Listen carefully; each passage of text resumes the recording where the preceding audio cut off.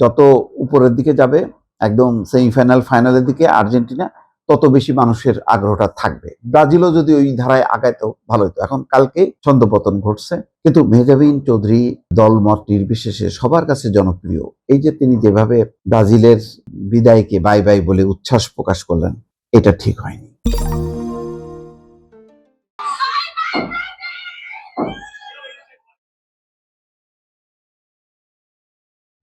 আমার নাটকের জগতে মেহজাবিন, মিশো, আরো কয়েকজন আছে, আর এখন আর নাম না বলি, খুবই প্রিয়। তাদের নাটকগুলো আমি দেখি মাঝে মধ্যে সময় পেলে।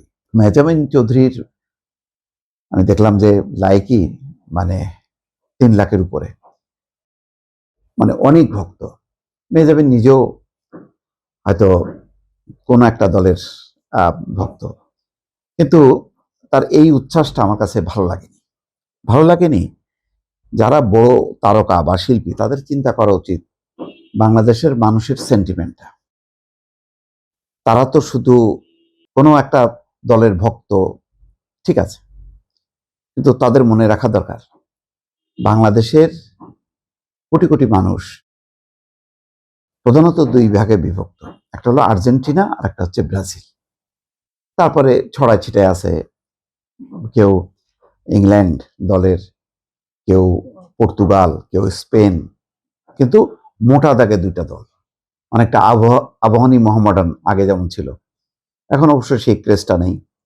যাই হোক, আর্জেন্টিনা এবং ব্রাজিল সাধারণের মাঝে প্রায় দেখছি সোশ্যাল মিডিয়াতে যুদ্ধ, এক পক্ষ আরেক পক্ষকে এই টিটকেরি মারা, মস্কারা করা, ধাক্কাধাক্কি, এগুলি চলবে।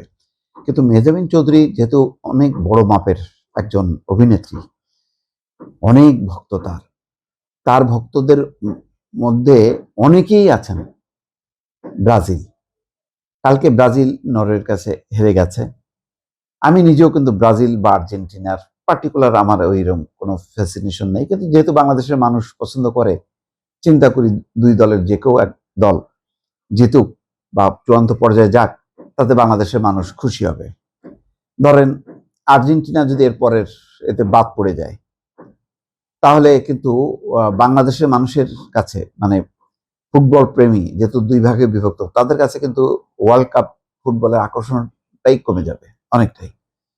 কিন্তু যত উপরের দিকে যাবে একদম সেমিফাইনাল ফাইনালের দিকে আর্জেন্টিনা, তত বেশি মানুষের আগ্রহটা থাকবে। ব্রাজিলও যদি ওই ধারায় আগায় তো ভালো হতো। এখন কালকে ছন্দপতন ঘটছে, কালকে হেরে গেছে 2-1 গোলে।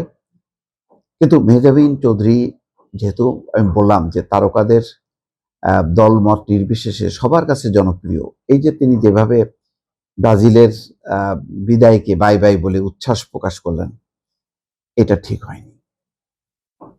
হয়নি। তার ভক্তদের মধ্যে অনেকে যেহেতু ব্রাজিলের সাপোর্টার, তারা আঘাত পাবে, তাদের আঘাত দেওয়া উচিত না।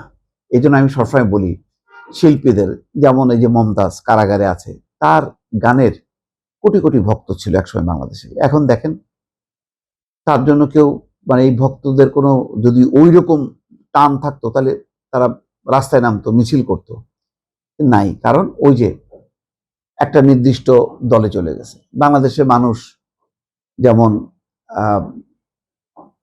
আর্জেন্টিনা এবং ব্রাজিল এই 2 ভাগে বিভক্ত, বাংলাদেশের মানুষ আওয়ামী লীগ এবং বিএনপি 2 ভাগে বিভক্ত। এখন আমি কোনো একটা দলে যখনই গেলাম, তখন কিন্তু অন্য দল কাছে আমার জনপ্রিয়তাটা শেষ।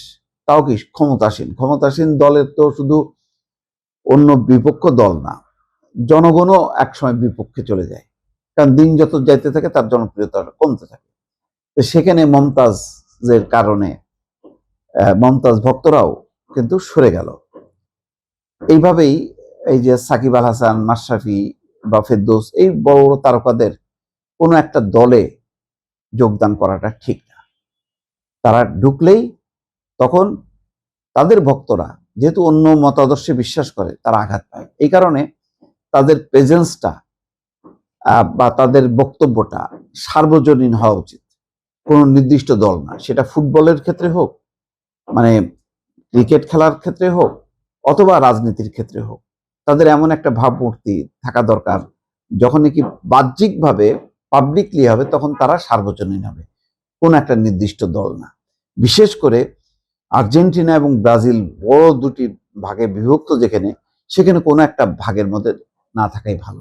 এটা আমার ব্যক্তিগত পরামর্শ। সুতরাং তার এই উচ্ছ্বাসটা আমার ভালো লাগেনি। এমন না যে আমি আর্জেন্টিনা ভক্ত সেই কারণে আমার ভালো লাগেনি, তা না। আমি আর্জেন্টিনাও না, ব্রাজিলও না। যেদিন মানে আর্জেন্টিনা আর জাপানের খেলা হচ্ছিল, ওই দিন আমি বললাম যে জাপান জিতলো আমি খুশি।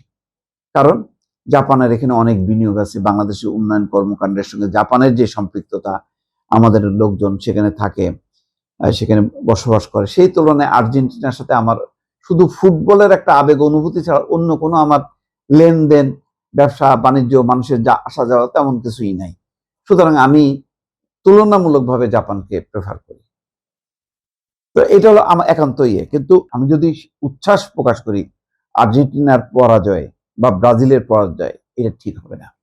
কারণ এটা বাস্তবতা মেনে নিতে হবে যে রাজনীতি সবকিছুর ঊর্ধ্বে উঠে মানুষ শুধু ফুটবলকে যখন বিচার করে, তখন তারা কেউ আর্জেন্টিনা হয়, কেউ ব্রাজিল হয়, এবং এটা অনেক দিন থেকে চলে আসছে। সেই জায়গার উপরে, অনুভূতির উপরে আঘাত দেওয়াটা ঠিক হয়নি। সে কারণে আমার নিশ্চয়ই ধারণা যে মেহজাবিনের এই ভিডিও পোস্টটা নিয়ে যথেষ্ট পরিমাণ হয়তো সমালোচনাও হতে পারে দর্শক।